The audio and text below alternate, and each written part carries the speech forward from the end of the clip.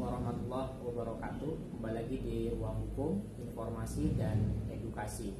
Kawan-kawan, pada kesempatan ini saya akan menjelaskan terkait melakukan kejahatan tapi tidak dihukum. Alasan pembenar ya di sini. Nah, ini yang menjadi potret oleh banyak yuris, mahasiswa hukum atau oleh masyarakat luas seperti itu. Nah, ini bagaimana? Apakah ada dasar hukumnya atau dalil-dalilnya? Yang pertama, jenis-jenis alasan pembenar ya. Yang pertama, ada namanya daya paksa. Pasal 48 KUHP, Kitab Undang-Undang Hukum Pidana. Artinya daya paksa di sini kawan-kawan, ketika ada seseorang disuruh melakukan tindak pidana atau kejahatan. Misalkan B ya disuruh melakukan kejahatan, di sini melakukan penembakan kepada si C. Nah, si B ini atas tekanan seseorang, sebut saja si A tadi, ya kan? B membunuh si C, B ini karena tekanan si A. Nah, tadi kalau misalkan si B ini tidak melakukan perbuatan tersebut, maka dia yang akan dieksekusi tersebut. Nah, makanya si B mau melakukan pembunuhan tadi. Nah, itu misalkan contoh kecilnya, dan banyak contoh-contoh lainnya seperti itu terkait daya paksa ini. Nah, itu sudah diatur di dalam pasal 48 KUHP, Kitab Undang-Undang Hukum Pidana. Yang kedua, pembelaan terpaksa. Ini pasal 49 ayat 1 KUHP. Nah, pembelaan terpaksa ini kawan-kawan, maksudnya ketika seorang ini mempertahankan kemerdekaannya, mempertahankan harta bendanya, mempertahankan kehormatannya. Nah, ketika ada seorang yang melakukan tindak pidana atau kejahatan, mau melakukan pemerkosaan, mau melakukan kejahatan seperti pencurian, pembunuhan, dan lain-lain ya, contohnya banyak ya. Nah, seorang tersebut ini tadi membela dirinya yang mengakibatkan seorang itu meninggal dunia.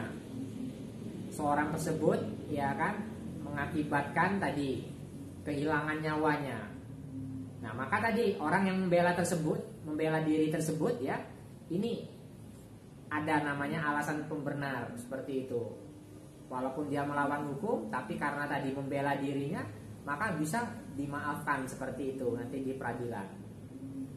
Yang ketiga, sebab menjalankan perintah undang-undang. Ini pasal 50 KUHP.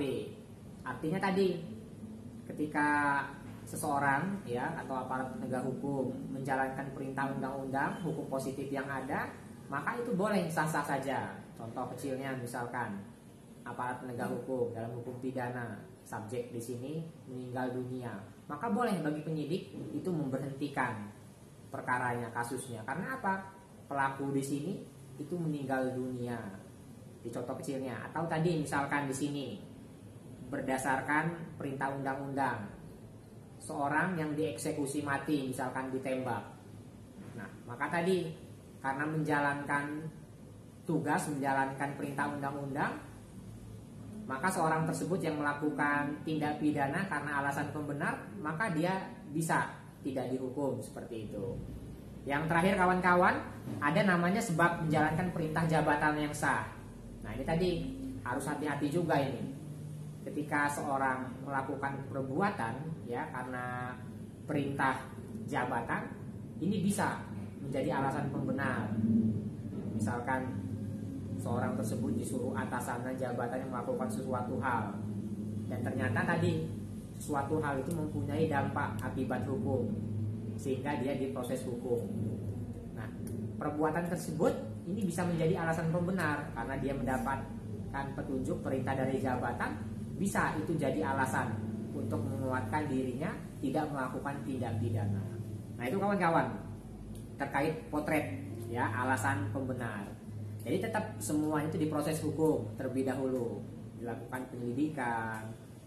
penyidikan, penuntutan seperti itu. Nanti di meja hijau ya saat proses peradilan, maka itu menjadi dasar bagi hakim untuk misalkan membebaskan seorang tersebut, meringankan putusan seorang tersebut, tadi, atau batal demi hukum seperti itu.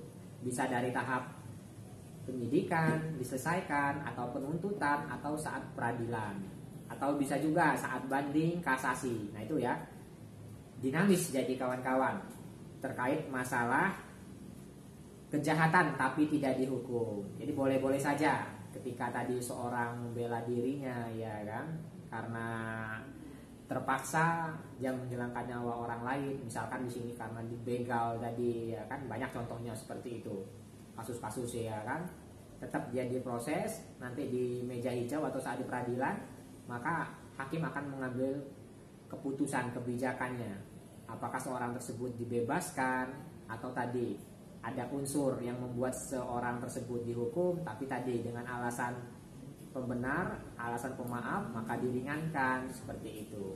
Nah, jadi tadi kawan-kawan, semua itu sudah diatur di regulasinya masing-masing. Kalau yang saya sebutkan tadi ada di dalam Kitab Undang-Undang Hukum Pidana atau KUHP atau Wetboek Panstrafrecht. Mungkin ini saja kawan-kawan yang bisa saya sampaikan terkait melakukan kejahatan tapi tidak dihukum. Salam kepastian hukum, kemanfaatan dan keadilan. Wassalamualaikum warahmatullahi wabarakatuh.